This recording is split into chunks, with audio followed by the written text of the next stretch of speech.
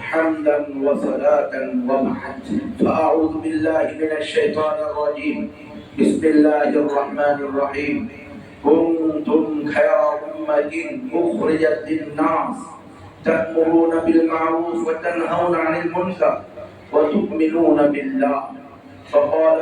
رسول الله صلى الله عليه وسلم يا علي لأن يهدي الله بك رجلا واحدا خير لك من حمر النعم صدق الله العظيم وصدق رسوله النبي الكريم ونحن على ذلك من الشاهدين والشاكرين والعاقبة للمتقين والمجاهدين والحمد لله رب العالمين اللهم صل على محمد النبي الأمي وعلى آله وأصحابه وسلم تسليما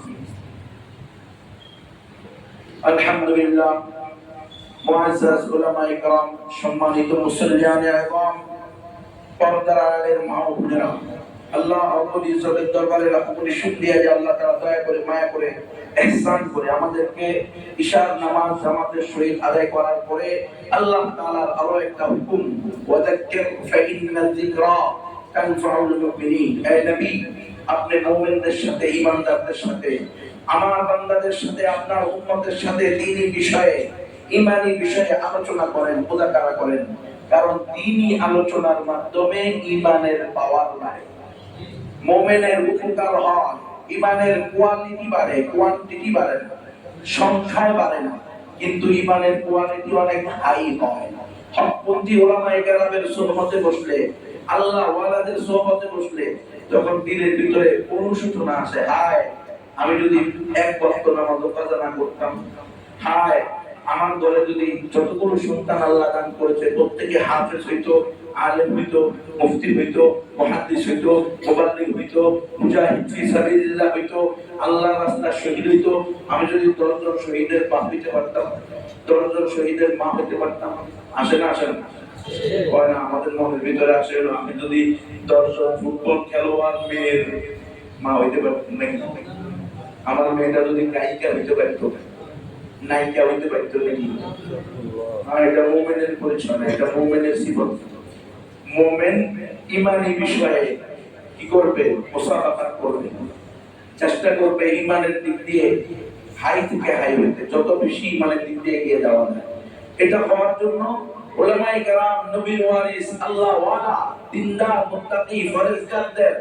সাদিকিনদের সোহবত কি করতে হবে সংসদ নিতে হবে আমাদের না শুধু সাহাবায়ে কেরামেরও এমন হইতো রাসূলের সোহবতে বসলে ঈমানের দরজা ঈমানের মর্তবা অনেক বেড়ে যেত একবার হুযায়ফা রাদিয়াল্লাহু তাআলা আনহু রাস্তা দিয়ে যাইতেছে আবু বকর রাদিয়াল্লাহু তাআলা আনহুর সাথে সাক্ষাৎ হয়েছে জিজ্ঞেস করতেছে ভাই হুযায়ফা খবর কি ভাই আবু বকর হুযায়ফা তো মুনাফিক হয়ে গেছে আর বাবা এত বড় জলিলুল কদর সাহাবী তুমি আমার মুনাফিক বলে মানি কেন রাসূলের দরবারে থাকলে রাসূলের সামনে থাকলে ঈমানের হালত একটা রাসূল থেকে দূরে সরে গেলে বাজারে ঘাটে খেতে চলে গেলে ঈমানের হালত কি মনের অবস্থা হয় না আরেকটা তো এই যে দ্বিমুখা মন দ্বিমুখী মন এটাই তো মুনাফিকদের আলামত এক জায়গায় একরকম আরেক জায়গায় আরেক রকম আবু বকর রাদিয়াল্লাহু তাআলা ভাই তাহলে তো আমিও মুনাফিক হয়ে গেছি আর আমাদের ভাব কি না এই ব্যবসা কি জানি আমরা কি কম জানি মোল্লারানি সব জানে আমরা জানি না আমরা মোল্লা না হলে কিছু মোল্লা তো কম জানি না আস্থা সুদখোর আস্থা ঘুষখোর ইয়াবা হেডমাস্টার কষ্ট লাগে আসলে নাই সমাজে যারা ভালো তাদের কষ্ট লাগার কোনো কারণ নেই কোন হুজুর এমন কত ওয়াজ করে দেন আল্লাহ খুশিটাকে শয়তান না রাজনা तो हुजूर नहीं बनने अल्लाह भी खुशी रहे शैतान भी नाराज ना हो এটা ওয়াজ না খুশি হবে কে আল্লাহ যদি খুশি হয় শয়তান অবশ্যই অসন্তুষ্ট হবে এতে কোনো সন্দেহ নাই এজন্য ভাই সাবধান হয়ে যাই আল্লাহ রাসূলের জলিলুল কদর সাহাবী আবু বকর বলতেছে আমি মুনাফিক আর আপনি কোন হুজুররা কি জানেন আলেমরা কি জানেন ভাস্কর্য আর মূর্তি বেশ কম আছে আমরা মূর্তি তো বানাই নাই আমরা ভাস্কর্য বানাইছি জুলাই কি জানি বানাইছে আদা বানাই না এখন এদের কিন্তু বলা যাবে না এরা ক্ষমতায় আছে নাকি ক্ষমতা দিবস কত জুলাই সমাজের অংশ হতে পারে না। মুসলমানই দেখো না, নারাই তাকবীর আল্লাহু আকবার বলে জুলাই আন্দোলন হয়েছে, রাজপথে জুমার নামাজ পড়ে জুলাই আন্দোলন হয়েছে, ওলামা তুলামা রক্ত দিয়েছে মূর্তি বানানোর জন্য নয়। বন্ধ করে এই সমস্ত শিরকি কুফরি কার্যক্রম, এগুলো বন্ধ করে মুসলমান হও, মুমিন হও। আর যদি বলে যে আমরা নাস্তিক, আমরা মুরতাদ, আমরা কাফের, আমরা হিজবুত তাওহীদ, আমরা কাদিয়ানী, তাহলে ওয়াবাদা বাইনানা ওয়া বাইনাকুমুল আদাওয়াতু ওয়াল বাগদা ওয়াবাদা, তোদের সাথে আমাদের চিরশত্রুতা, চিরদুশমনী, হাত্তা তুমিনু বিল্লাহি ওয়াহদা, যতদিন না আদাব কালিমা পড়ে মুসলমান হয় না। মুসলমান হও। কি বলেন? মূর্তি কি জুলের কারণে বানানো যাবে না? জুলাই যোদ্ধাদের মূর্তি বানানো কবে হয়েছে? কি আশ্চর্য! তিনি ভাই এক শিরিক থেকে বাঁচতে না হয় তাদের শিরিক এসে উপস্থিত। এটাই হলো গণতন্ত্র,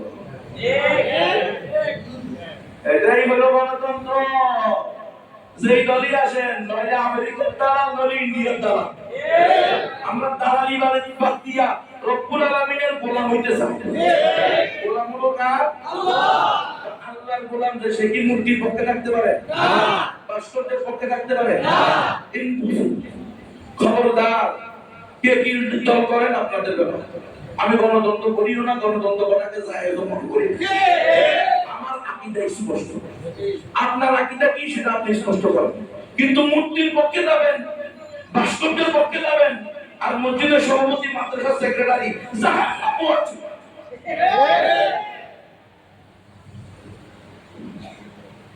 আল্লাহ আমাদেরকে বুঝার তৌফিক দান। আমিন।